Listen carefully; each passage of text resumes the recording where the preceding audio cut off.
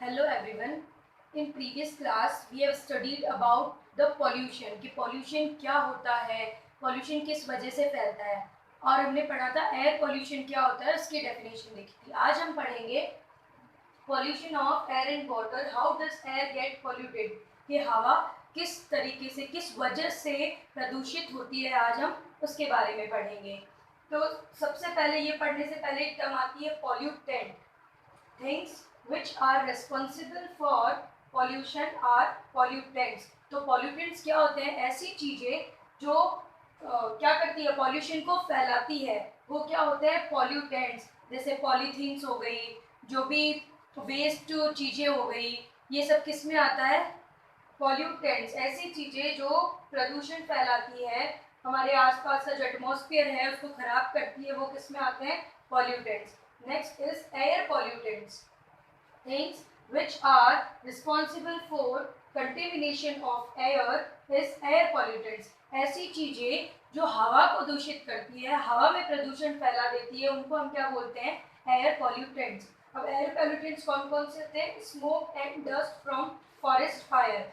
जैसे अगर जंगलों में आग लग जाती है तो उसका जो धुआं होता है, जो डस्ट होती है, उससे भी क्या होता है? पॉल्यूशन फैलता है। वोल्केनिक इरप्शंस, जो लावा निकलता है, उनसे भी क्या होता है? पॉल्यूशन फैलता है। बर्निंग ऑफ फ्यूल्स, जो फ्यूल्स हम यूज में लेते हैं, जैसे क्या होता है, गांव में कई लोग चूल्हे पे रोटी बनाते हैं, उससे भी क्या होता है? पॉल्यूशन फैलता है। लकड़ी को जलाने से पॉल्यूशन फैलता है। जो हम गाड़ियों में आज इधर उधर घूम रहे हैं, कहीं जा रहे हैं, तो उसमें हम पेट्रोल और डीजल डलवाते हैं, तो ये सब किस में आते हैं?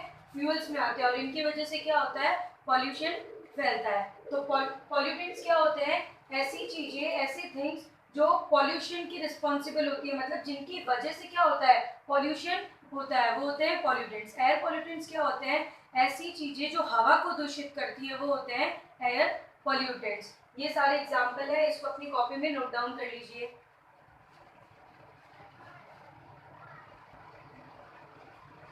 Now we will discuss about the problems caused by air pollution। Air pollution से जो भी प्रॉब्लम्स, जो भी परेशानियां होती है, उनके बारे में हम पढ़ेंगे। First, related to respiratory system. अगर हम जिस एटमॉस्फेयर में रहते हैं वो हवा क्या होगी? प्रदूषित होगी, तो हमारा जो रेस्पिरेटरी सिस्टम है, रेस्पिरेटरी सिस्टम से हम क्या करते हैं? सांस लेने का काम करते हैं। तो जो रेस्पिरेटरी सिस्टम है उसमें क्या हो जाएगी? प्रॉब्लम्स क्रिएट हो जाएगी, सांस लेने में हमें दिक्कत आएगी। Oxygen carrying capacity of blood reduces, जो ब्लड की ऑक्सीजन कैरिंग कैपेसिटी है वो भी क्या हो जाएगी? रिड्यूस हो जाएगी, क्योंकि हम सांस लेते हैं, जो ऑक्सीजन हम लेते हैं वो कहाँ से लेते हैं? एटमॉस्फेयर से लेते हैं। और अगर एटमॉस्फेयर में जो ऑक्सीजन का कंटेंट है वो कम हो जाएगा और पॉल्यूशन बढ़ जाएगा, तो ऑक्सीजन कैरिंग कैपेसिटी क्या हो जाएगी? रिड्यूस हो जाएगी। ब्रीथिंग डिफिकल्टीज हो जाएगी, सांस लेने में दिक्कत होती है, तो अस्थमा हो जाता है, कफ हो जाता है, हमारे लंग्स में कफ हो जाता है। और कॉजेज विजिबिलिटी प्रॉब्लम, बहुत ज़्यादा स्मोक, डस्ट, पॉल्यूशन अगर हमारे इन्वायरमेंट में होता है तो हमारी आइज भी जो होती है वो क्या हो जाती है? वीक हो जाती है, हम इजीली दूर का पास का नहीं देख पाते। तो ये क्या करता है? विजिबिलिटी प्रॉब्लम भी क्रिएट कर देता है। तो ये सारी प्रॉब्लम्स है जो हमें किसकी वजह से होती है? एयर पॉल्यूशन की वजह से होती है। अब जैसे विंटर्स में क्या होता है? फॉग आ जाता है ना, धुंध आ जाती है सब जगह। तो वो जो फॉग है वो एटमॉस्फेयर में जो स्मोक है, डस्ट पार्टिकल्स है, जो धुआं है, उनके साथ क्या हो जाता है? मिक्स हो जाता है। जो विंटर्स में फॉग होता है वो किसके साथ मिक्स हो जाता है? स्मोक के साथ, धुएं के साथ। और किसका फॉर्मेशन कर लेता है? स्मोक का फॉर्मेशन कर लेता है।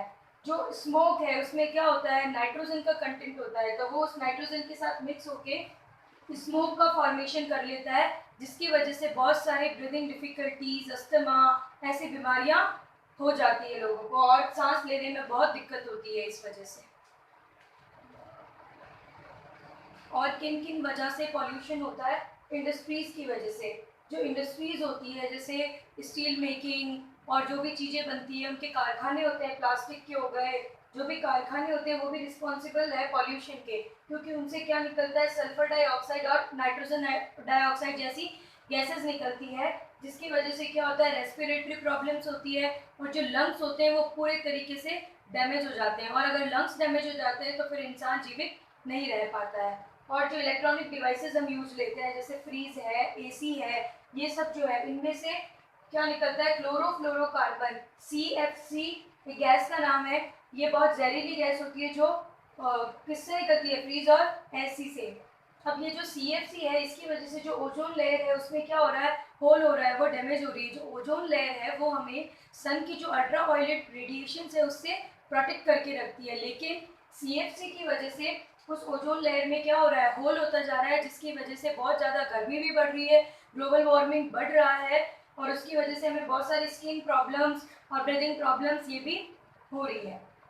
अब जो ऑटोमोबाइल्स है वो किससे चलते हैं, डीजल और पेट्रोल। जो भी गाड़ियाँ वगैरह ये सब किससे चलती है, डीजल्स और पेट्रोल। इनकी वजह से भी क्या होता है, पॉल्यूशन होता है, और उनकी वजह से विजिबिलिटी मतलब आंखों के देखने की शक्ति कमज़ोर हो जाती है, and it causes various diseases, और इससे दूसरी भी बहुत सारी बीमारियाँ होती है। अब जो पावर प्लांट्स होते हैं वो क्या करते हैं, give out tiny ash particles which pollute atmosphere. जो पावर प्लांट्स मतलब जो भी कारखाने होते हैं, जैसे स्टील का हो गया, प्लास्टिक का हो गया, जो भी चीज़ें बनती हैं उनके जो कारखाने होते हैं वो भी क्या करते हैं, ऐश पार्टिकल्स मतलब राख जैसे कण उनसे निकलते हैं, जिसकी वजह से भी हमारा जो एटमॉस्फेयर है, जो वातावरण है, वो क्या होता है, पॉल्यूट होता है। तो पॉल्यूशन के ये सभी कारण हैं जो हमने पहले लिखे थे, और अभी जो मैंने लिखवाए हैं ये सारे अपनी कॉपी में नोट डाउन कर लेना।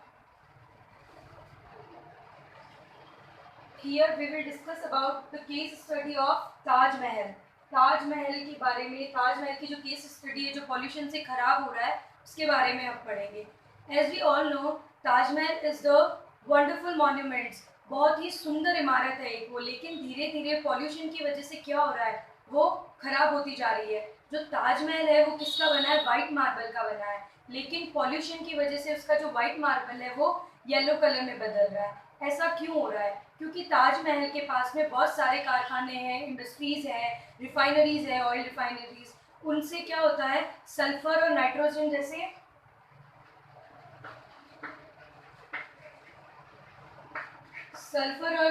जैसे क्या निकलती है, गैसेस निकलती है। सल्फर डाइऑक्साइड, नाइट्रोजन डाइऑक्साइड जैसी गैसेस निकलती है, और वो गैसेस क्या करती है, अपने जो एटमॉस्फेयर में क्या होता है,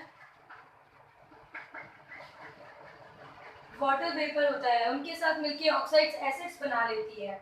और जब बारिश होती है, जब सल्फर डाइऑक्साइड और नाइट्रोजन डाइऑक्साइड एटमॉस्फेयर में जो वाटर वेपर है उनके साथ मिक्सअप हो जाएगी, तो किसका फॉर्मेशन कर लेती है, एसिड का फॉर्मेशन कर लेती है। और जब बारिश होती है तो बारिश में जो रेन की ड्रॉप्स है वो एटमॉस्फेयर में प्रेजेंट ये सल्फर डाइऑक्साइड जो एसिड फॉर्म में आ गया है, नाइट्रोजन डाइऑक्साइड है, इनके साथ मिल जाता है और फिर बारिश होती है। और जब बारिश होती है तो जिन चीज़ों पे ये गिरती है तो वो किस रूप में गिरती है, एसिड रेन के रूप में। तो एसिड रेन क्या होता है, जब बारिश होती है और उस वक्त अगर एटमॉस्फेयर में सल्फर डाइऑक्साइड, नाइट्रोजन डाइऑक्साइड ये सब प्रेजेंट होता है, तो बारिश का जो पानी होता है वो इनके साथ मिक्सअप हो जाता है और एसिड बना लेता है, और जब वो बारिश गिरती है तो उसको हम क्या बोलते हैं, एसिड रेन।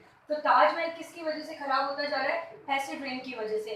ताजमहल के आसपास जो भी इंडस्ट्रीज है उनसे क्या इमिट होता है, सल्फर डाइऑक्साइड, नाइट्रोजन डाइऑक्साइड, जो कि वाटर वेपर से, वाटर से मिलके क्या बना रहा है, एसिड बना रहा है। और जब बारिश होती है तो वो बारिश किसके रूप में गिरती है, एसिड के रूप में वहाँ पे गिरती है। तो ताजमहल का जो वाइट मार्बल है वो किस में चेंज होता जा रहा है, येलो कलर में।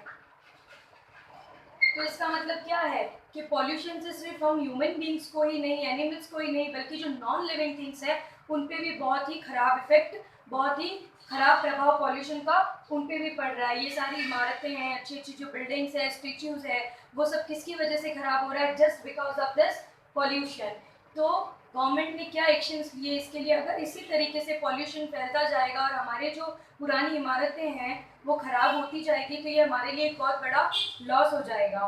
तो इसलिए गवर्नमेंट ने कुछ एक्शंस लिए हैं, जैसे जो भी इंडस्ट्रीज़ है वो जो फ्यूल्स यूज़ कर रही है उनमें उनको चेंज करने को बोला गया है कि वो क्लियर फ्यूल्स यूज़ करें, जैसे CNG, compressed natural gas, LPG, liquefied petroleum gas. ये जो गैसेज हैं इनसे क्या होता है, पॉल्यूशन बहुत कम होता है। तो सरकार ने इंडस्ट्रीज़ वालों को, जो लोग इंडस्ट्रीज चला रहे हैं, उनको ये आदेश दिया गया है कि वो CNG और LPG जैसे गैसेज यूज़ करें, जिनसे क्या होता है, पॉल्यूशन कम हो। तो हम क्या कर सकते हैं, हमारी जो भी इमारतें हैं उनको बचा के रख सकते हैं, उनको ख़राब होने से बचा सकते हैं।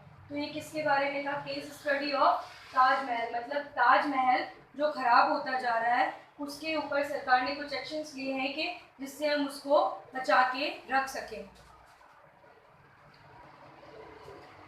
This is all about today. We will discuss the next part of chapter in our next video. Thank you. और ये जो भी काम है आप प्लीज़ अपनी नोटबुक में कर लीजिएगा। Thank you so much.